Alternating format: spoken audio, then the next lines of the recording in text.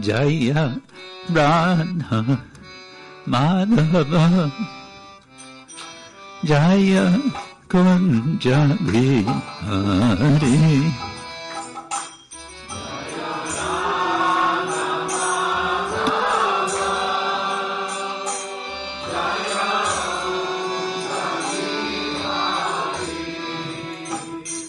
Jaya Radha Madhava Jaya Kunja Vihari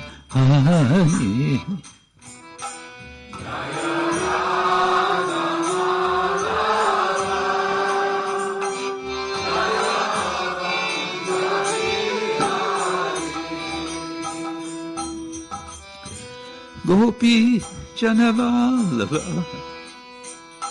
Jaya Girivardhari Jaya Girivardhari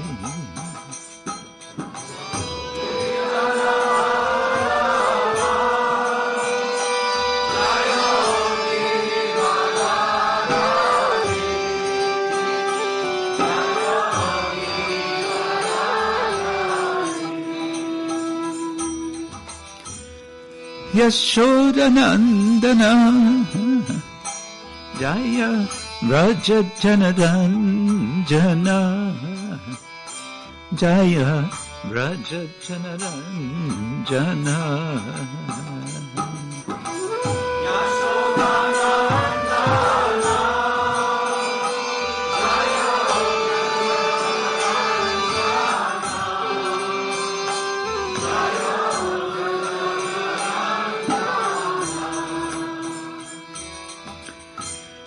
Yashodanandana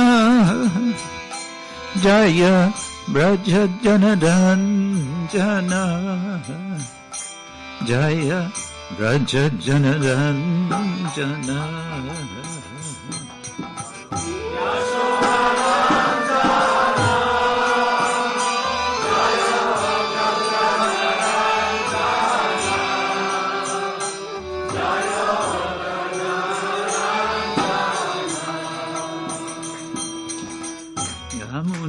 Thiravana Chari Jaya Kunja Vihari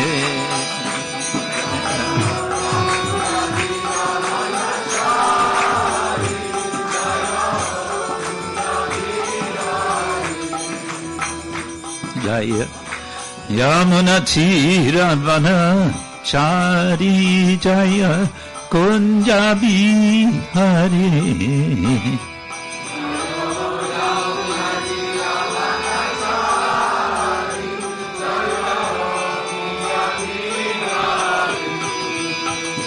Jaya Radha Madhava Jaya Kunja Vihari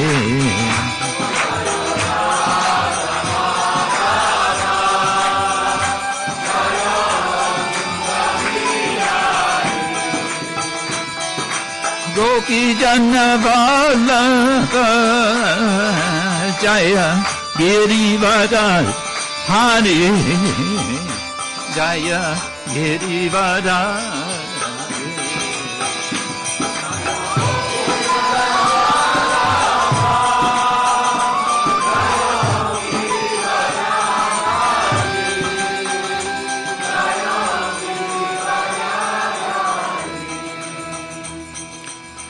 Yamuna Thiravana Chari Jaya Kunja Vihari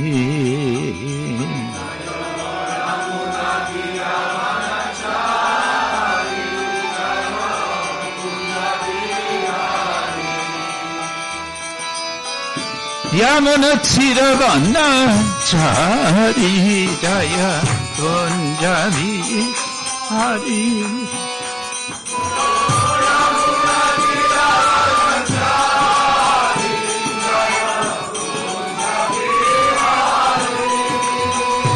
Jaya Radha Madhava Jaya Kunja Vihari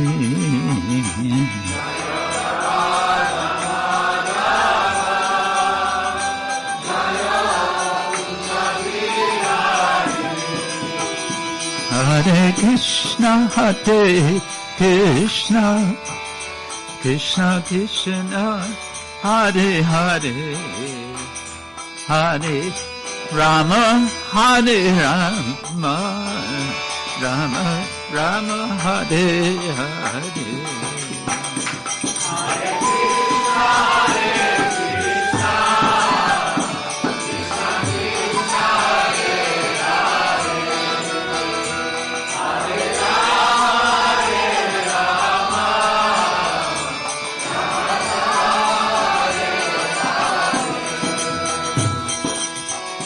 Hare Krishna, Krishna Krishna, Hare Hare, Hare Rama,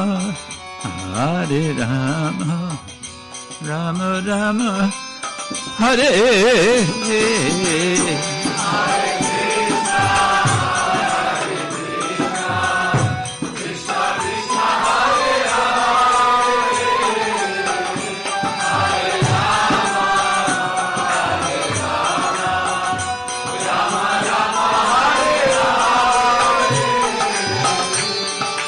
Krishna,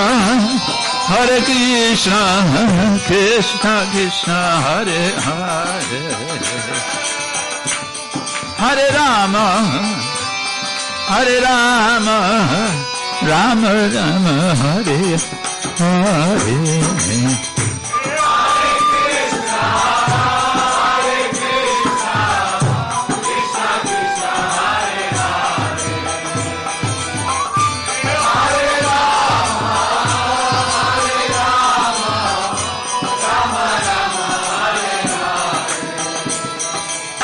Hare Krishna, Krishna Krishna, Hare Hare, Hare Ram, Ram Ram, Hare Hare.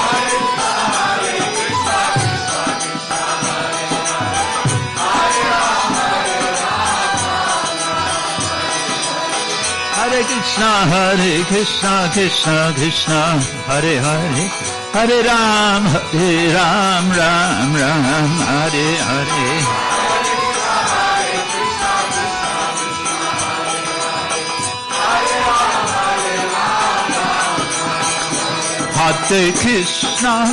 Hare Krishna, Krishna Krishna, Hare Hare, Hare Rama, Hare Rama, Rama Rama, Hare Hare,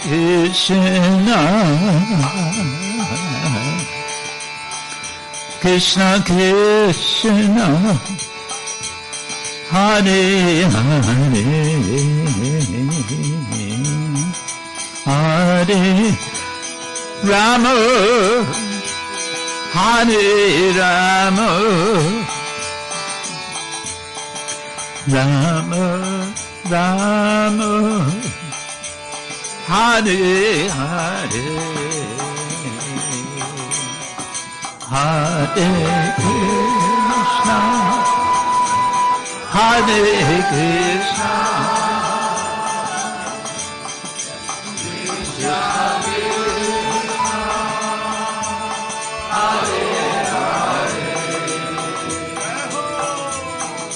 Hare Rama, Hare Rama, Rama Rama, Hare Hare,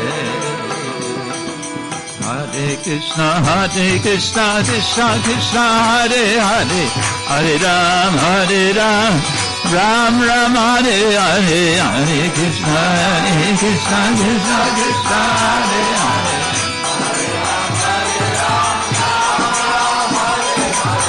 Hare Krishna, Krishna Krishna, Hare Hare, Hare Ram, Ram Ram, Hare Hare.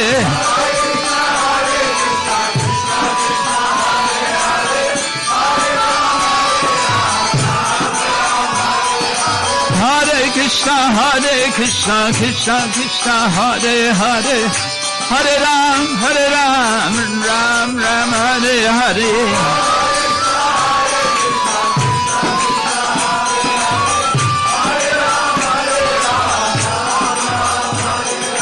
Krishna, Hare Krishna, Krishna Krishna, Hare Hare, Hare Rama, Hare Rama, Rama Rama, Hare Hare,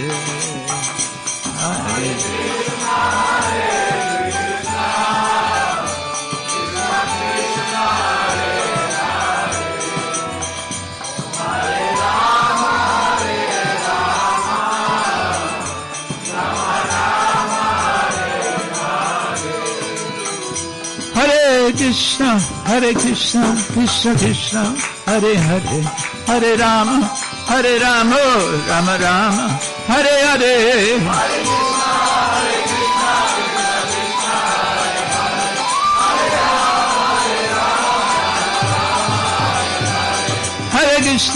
Hare Krishna, Krishna Krishna, Hare Hare, Hare Rama, Rama Rama, Hare Hare.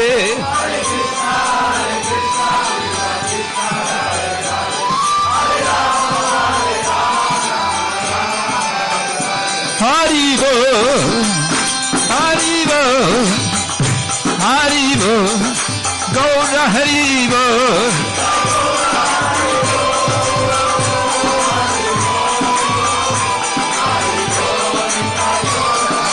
Nitai Gaur Haribo, Haribo, Haribo, Gaura Haribo.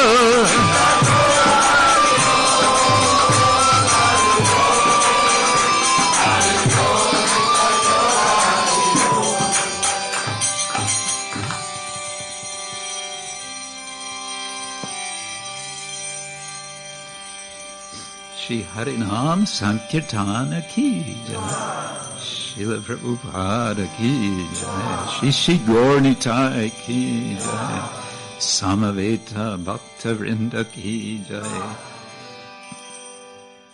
Gaur Premanande.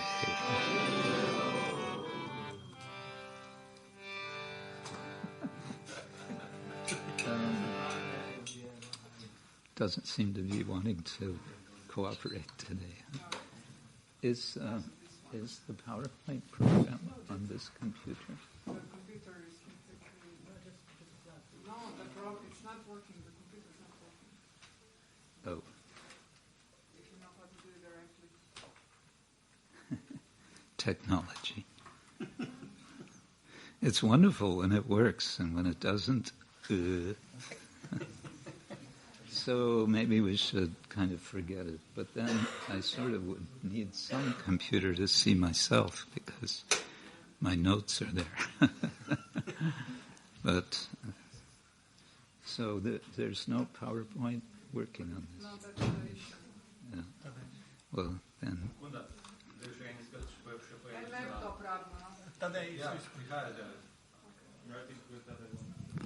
We're getting another one. Okay. We're getting another computer. We're getting another computer.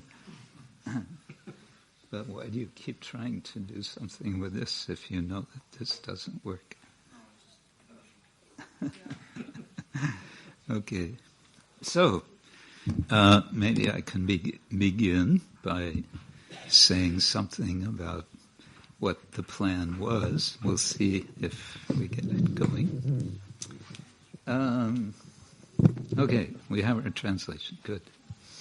Om Jnana-timirandasya Jnananjana Shalakaya Chakshurun Militam Yena Tasmai Shri Gurave Namaha Shri Chaitanya Manobishtam Stapitam Yena Bhutale Swayam Rupa Kadamahyam dadati swapadantikam vandeham Shri Guru Shri Yutta Padakamalam Shri Gurun Vaishnavangscha Shri Rupam Sagrajatam Sahagana Raghunatam Vitam Tang Sajivam Sadvaitam Savadutam Parijana Sahitam Krishna Chaitanya Devam Shri Radha Krishna Padam Sahagana Lalita Shri Vishakan Vitangscha Nama Om Vishnu Padaya Krishna Prestaya Bhutale Shrimate Bhaktivedanta Swamin Iti Namine Namaste Saraswati Deve Gauravani Pracharine Nirvishesha Shunyavadi Paschatya Deshatarine Vancha Kalpatarubhyascha Kripa Sindhubhya Evacha Patitanam Pavanebhyo Vaishnavebhyo Namo Namaha He Krishna Karuna Sindhu Dinabandho Jagatpate Gopesha Gopika Kanta Radha Kanta Namostute Tapta Kanchana Gaurangi Radhe Vrindavaneshwari Vrishabhanu Sute Devi Pranamami Hari Priye Jai Shri Krishna Chaitanya Prabhu Nityananda Shri Advaita Gadadhara Shivasadi Gaura Bhaktavinda Hare Krishna Krishna Krishna Hare Hare Rama Hare Rama Rama Rama Hare Hare Hare Krishna Krishna Krishna Hare Hare Hare Rama Rama Hare Hare. Okay, we got it. Thank you. So, actually, yes, you can take that harmonium away. You were right. We don't need this. It's good. I think so. Yeah. Okay, so here we go. Time is short. Last Monday, you may or may not know, was Earth Day. Haribol. So one day out of 365, we celebrate that we're recognizing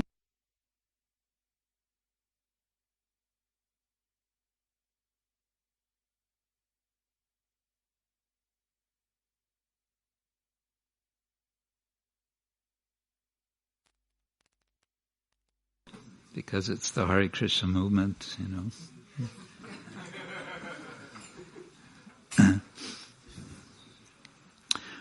And I was asked to give a talk online on this last Monday, which I'm just basically going to be repeating now for you.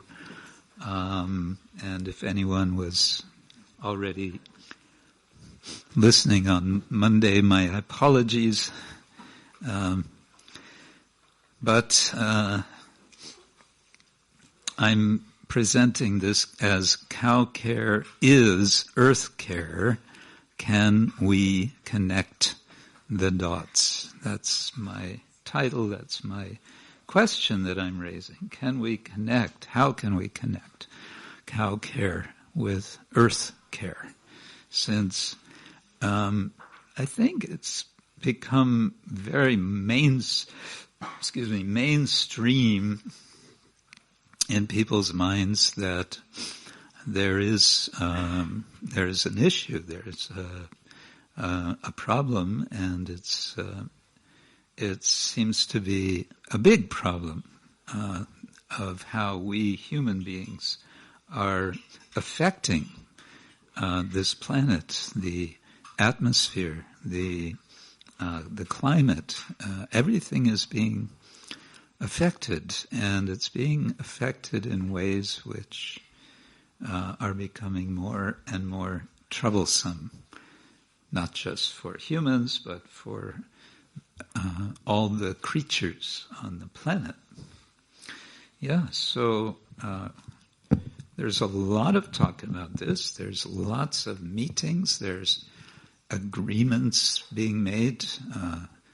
Now I think they're going up to COP29 this coming, whenever their meeting is going to be. And they try to make agreements between countries. We're going to cut our emissions, our carbon emissions.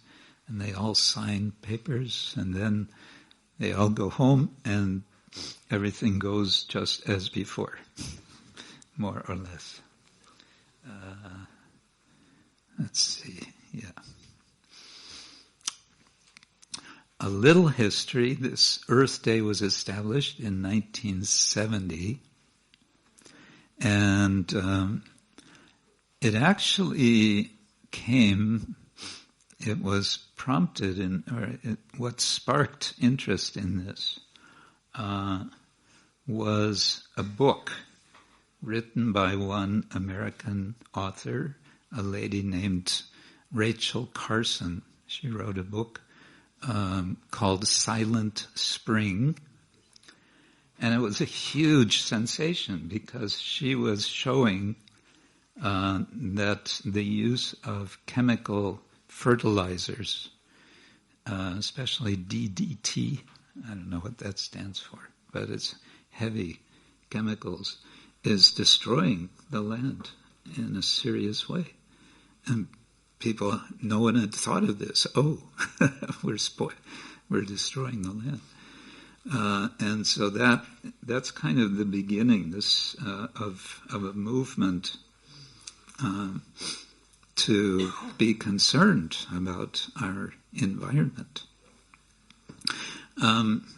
Okay, I'm just going to keep moving.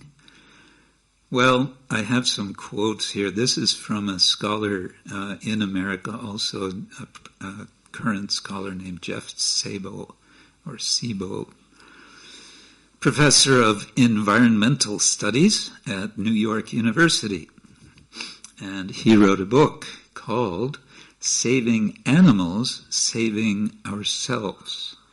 It's an excellent book, very analytical, very systematic, arguing that if we want to save ourselves, human beings, we have to save the animals.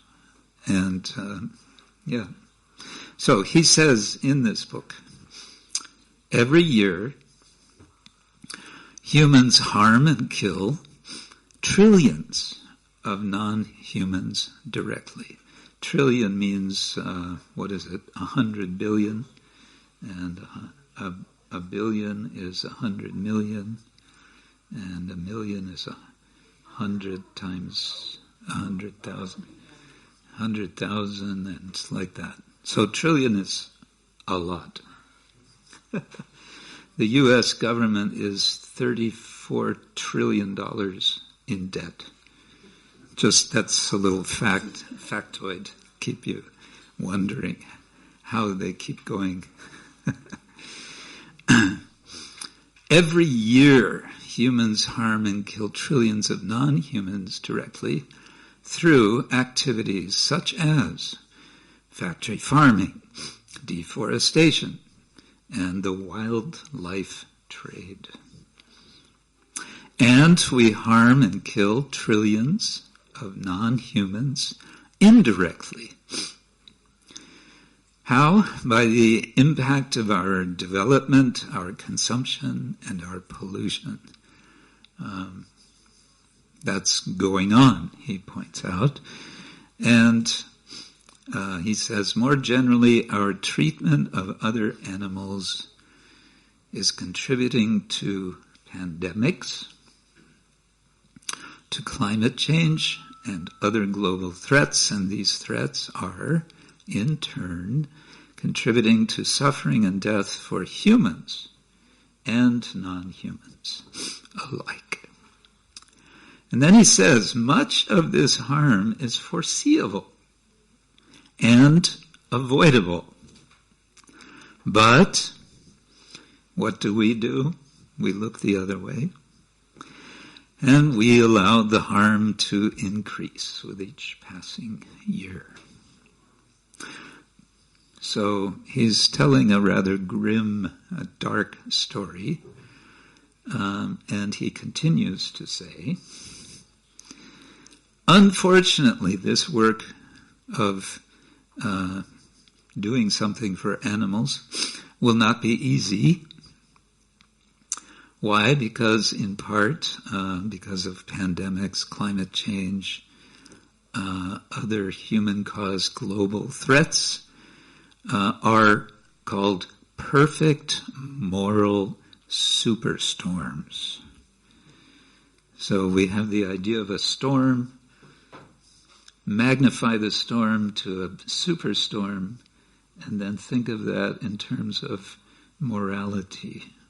Knowing what to do and what not to do is very much what morality is about.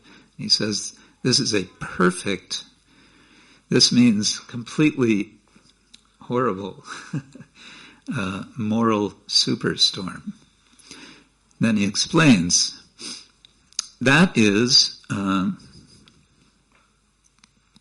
there are problems which are interspecies, international, and intergenerational collective action problems.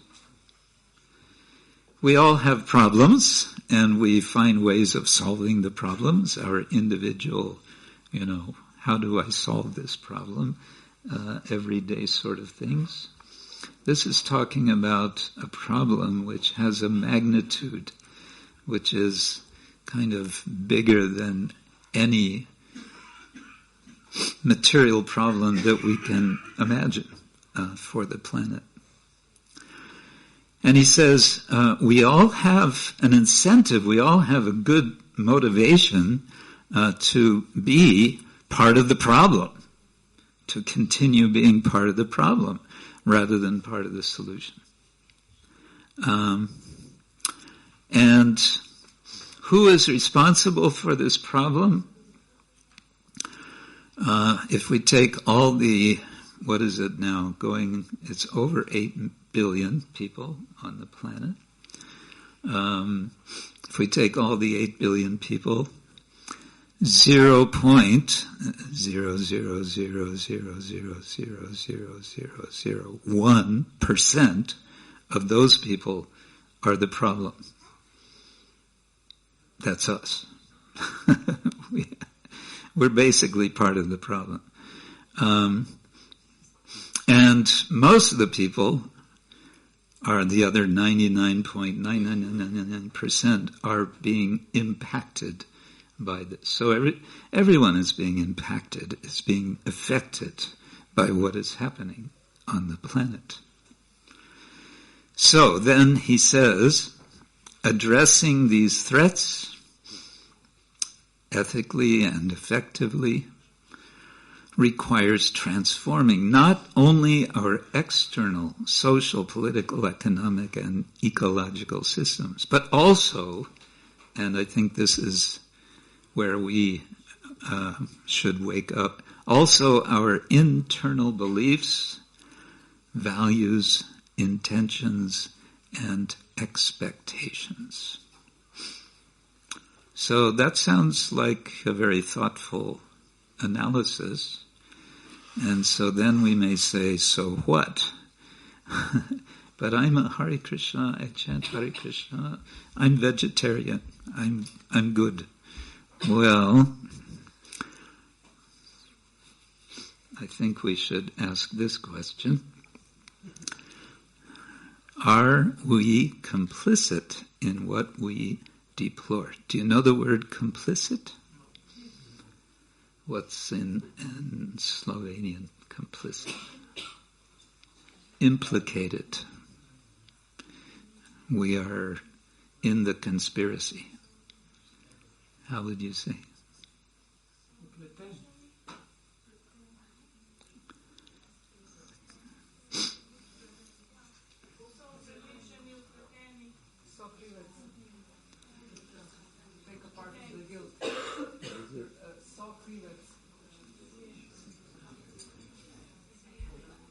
Sokrivets.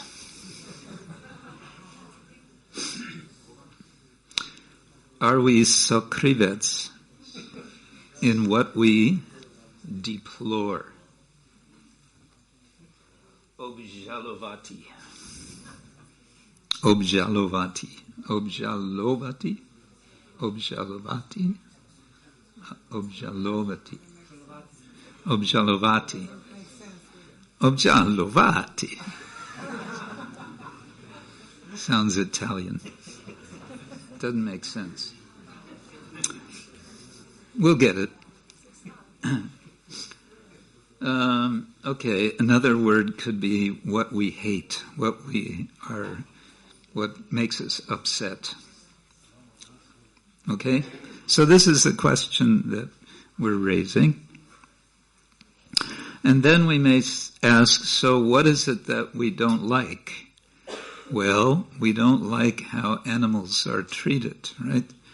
In particular, we might be upset about how cows are treated.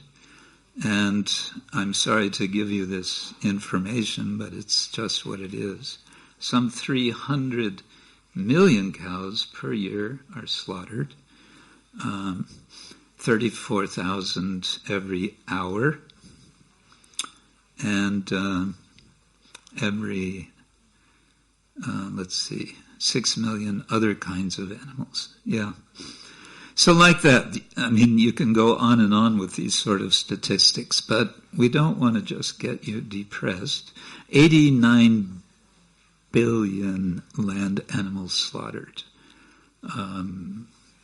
7 years ago. So, yeah, must be more than that now.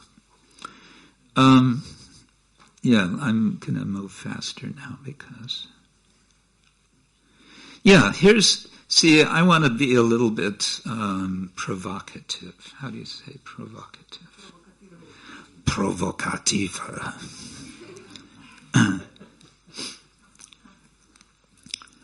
So I want to say this may be ISKCON's inconvenient truth, namely thinking that being vegetarian and offering our food to Krishna is enough.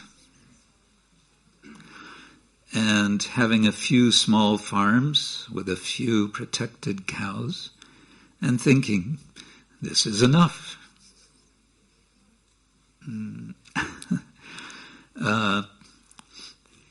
While at the same time we, and I'm including myself, participate fully in the fossil fuel-based economy, and we think, it's okay, because I'm doing it for Krishna. Yeah. And lately I've become gradually a little more conscious of how many things that I use which are made of plastic. It's amazing how much plastic we use. And every bit of plastic that we use. See, chemically, plastic is made of long chains of molecules, according to chemists.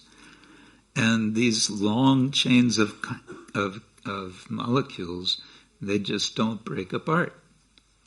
So they're not biodegradable. And so they will, what happens to all of this? It does sort of break up and break down, and then it goes into the water.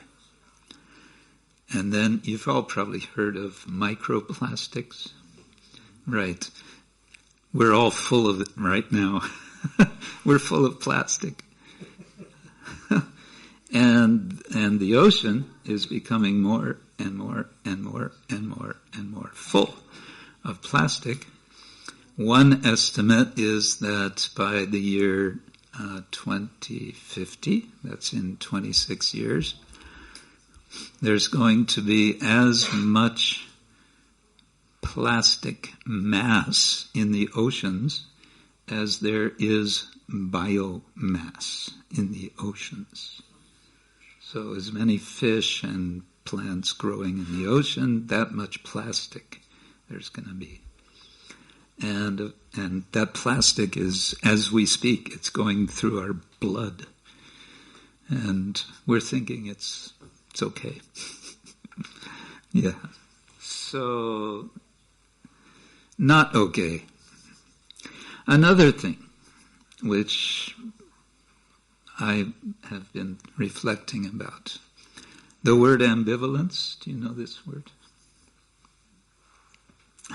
I'm putting Tarani Saki to work here. Ambivalence. Ambivalentia.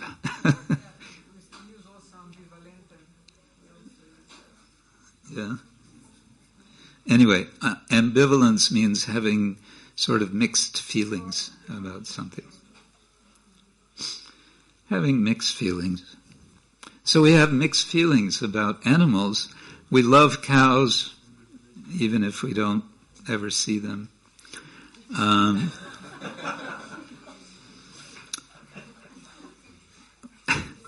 We hate dogs because they're not clean.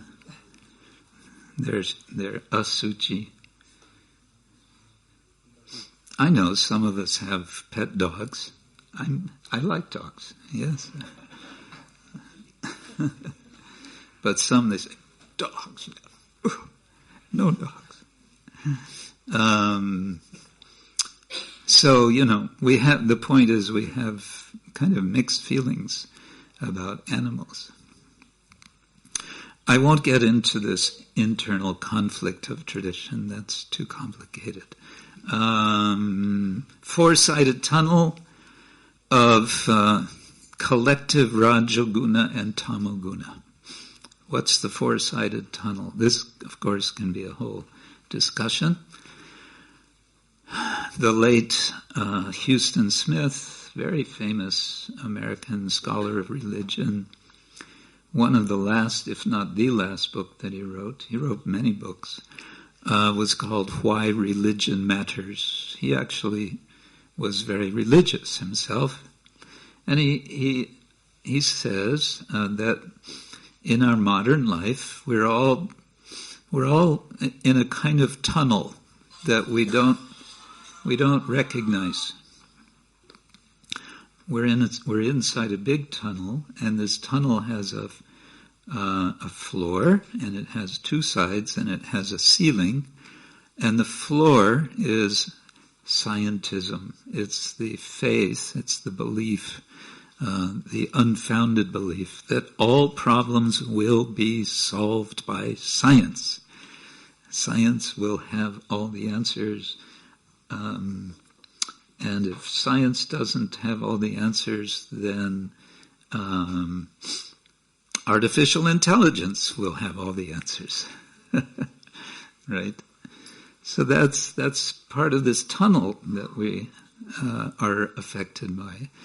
Modern education is also part of this tunnel. Why? Because modern education tends to minimize, if not ignore, spiritual reality, spiritual issues. What is the purpose of human life is not a major topic in the schools, and so on. So they trivialize. You know this word, trivialize? Trivial. Making... Samo muno.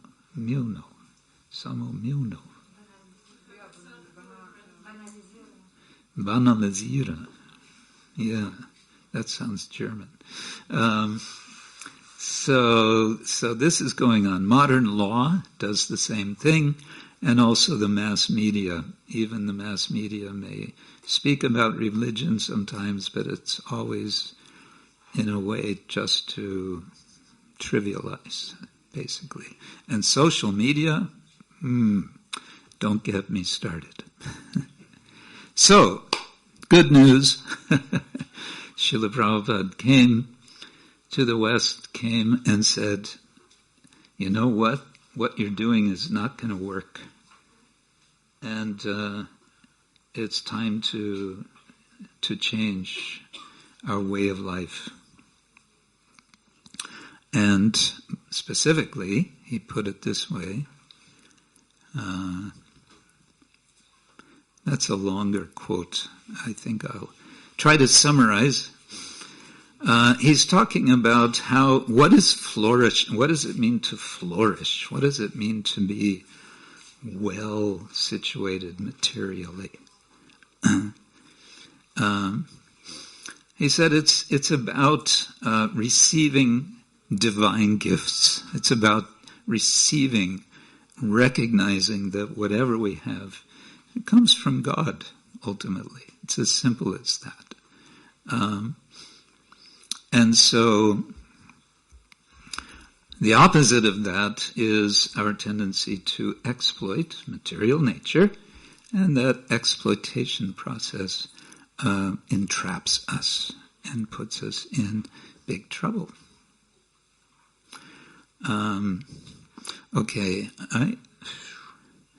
let's see now how to do this. I'm watching the clock because I was told I'd turn into a pumpkin in 4 minutes. 3 minutes. I'm going to turn into a pumpkin. You all want to see that, don't you? Yeah. Let's see the Swami turn into a pumpkin. I know, you just want to be entertained. Well, here, the point, a little longer. We can go 2 minutes longer. Now, here's an interesting little analysis of two attitudes, none of which are going to help.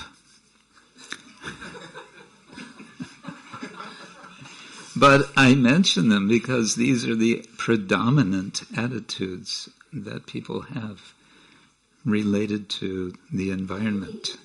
So on the left, you see the objectivist, techno-scientific attitude, perception, where the idea is science, yeah.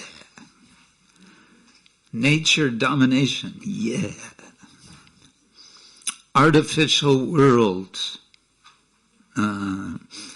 The world is essentially mechanistic. It's like a machine. Everything is like a machine. And nature, what is nature? That's just resources for us. It's what holds what we need for ourselves. Right? So this is the buzzword nowadays is anthropocentric, the idea that we put ourselves in the middle and judge everything reality in terms of our human needs and so on. Now, there's another group, another team called subjectivist romantic. And one might think that these are the good guys, whereas the objectivists are the bad guys, the subjectivists are the good guys. No. They mean well, but it's the same problem, just painted more nicely. So instead of science, they are saying subjective feeling, it's all about feelings, yes, feelings. Feelings are good. I feel good. I'm good. You're good. We're all good. Touchy-feely. That love of nature sounds good, but what is that love of nature? It's, jumping down one, it's about mirroring our own narcissism. It's the idea that there's a paradise, and it's been lost, but we can get it back here in this world. It'll be a place of harmony. It'll be a place of goodness. It'll be very nice. No. Why? Because it's anthropocentric. It's thinking me first. So, yeah, that's the problem. Prabhupada responds to this all in a practical way. He says, if we have sufficient grains, fruits, vegetables, and herbs, what is the necessity of running a slaughterhouse and killing poor animals? A man need not kill an animal if he has sufficient grains and vegetables to eat. But all these natural gifts are dependent on the mercy of the Lord, as he said previously in the previous quote. What we need, therefore, is to be, and this is a word nobody likes, to be obedient to the laws of the Lord and achieve the perfection of human life by devotional service. Oops, it didn't all fit. So that's kind of what Prabhupada is, that's his point. So then I want to suggest a bit more about what we can do to, as I say, connect the dots, how to connect, cow care and earth care. And let me just jump to number 3, to be informed, to actually, if we would be informed about what is going on our planet, this could be very valuable. What's going on with species loss? We tend to say, there's extinction of species, so what? That just means some forms of life are going to other planets. Right? So what does it matter? It could matter a lot, because biodiversity, without biodiversity, there are problems for survival. And again, the proliferation, the expansion of plastics is a problem. Now, in ISKCON, at present, we have altogether in the world around 5,000 cows. Within official ISKCON projects, there will certainly be private farms with their cows. 4,000 of these cows are in India, and the rest of the cows are in other parts of the world. Altogether in Europe are about 200 cows. So, about 5,000 cows.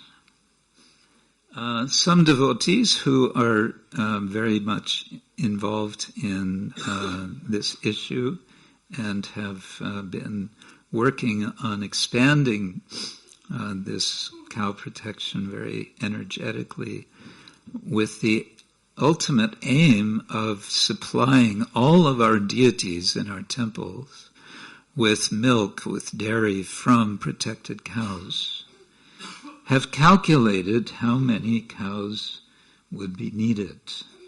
Cows meaning cows and bulls and oxen, because only a percentage of them at any given time will be actually giving milk, the female cows. How many cows for the whole of ISKCON around the world to produce at the amount of milk which we are now offering to the deities?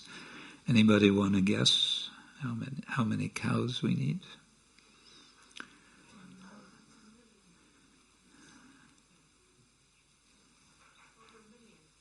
No, not that many.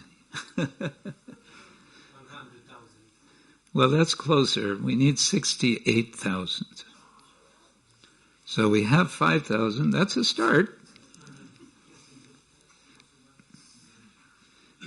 Do we have any space here for cows? No. On the roof? No. Anyway, so that's just a little perspective on cows. And this may all sound very discouraging, like, how are we going to do this? Well, I think we could start by just remembering the many instructions Prabhupada gave on this subject. And here's just one. He said the protection of cows is not merely a religious sentiment, but a means to secure the highest benefit for human society. We like to think that that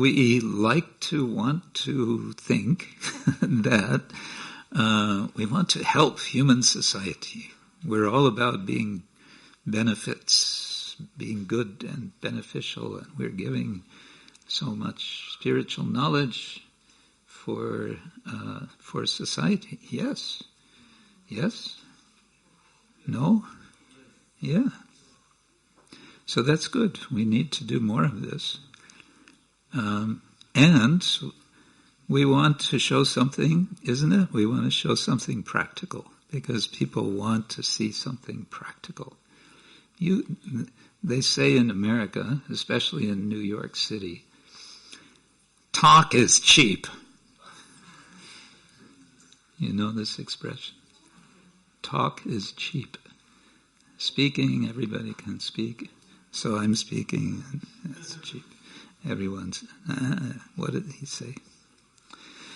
Anyway, Prabhupada says, protection of cows is not merely a religious sentiment, but a means to secure the highest benefit for human society. Why cows? Cows are so big. They eat so much. It's easy to keep a dog or a cat, but a cow? I don't have any space in my apartment. I'm sorry. How many of you live in apartments? Apartments? Many of you live in apartments. Some of you live in houses, separate houses. Oh, you're very fortunate. So, I'm not saying now you should all go out and get a cow. What I'm saying is, I just think we need to talk more about this and think more about it and direct our energy more in this direction. When COVID started, suddenly, first thing that what was one of the first things that happened when the COVID pandemic came? Everyone rushed to the supermarkets. And what did they buy? Toilet paper.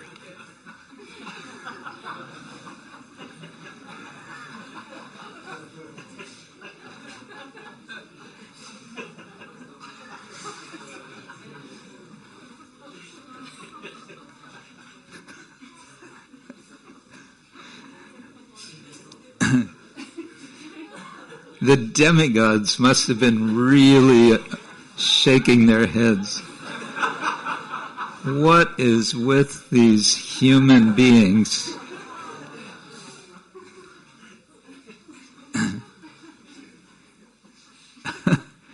Yeah.